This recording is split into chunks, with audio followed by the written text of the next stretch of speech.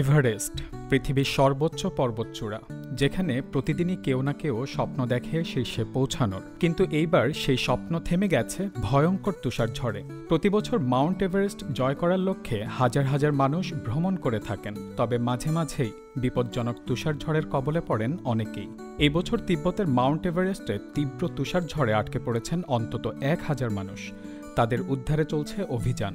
স্থানীয় গণমাধ্যমের বরাতে রয়টার্স জানিয়েছে, এখন পর্যন্ত 350 জনকে উদ্ধার করে নিয়ে যাওয়া হয়েছে নিকটস্থ কিউডাং শহরে।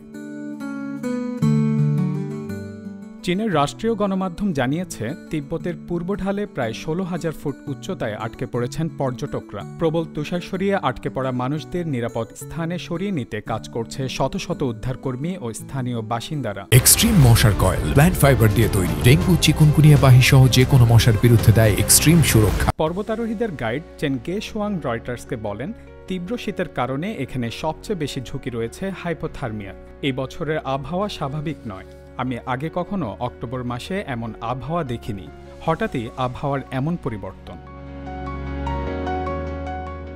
চীনা রাষ্ট্রীয় গণমাধ্যম তিব্বতের উদ্ধারকারী দল ব্লু স্কাই রেস্কিউর বরাতে জানিয়েছে, প্রচণ্ড তুষারপাতের কারণে ক্যাম্পের তাঁবুগুলো ভেঙে পড়েছে এবং কয়েকজন ইতোমধ্যেই হাইপোথার্মিয়ায় আক্রান্ত হয়েছেন।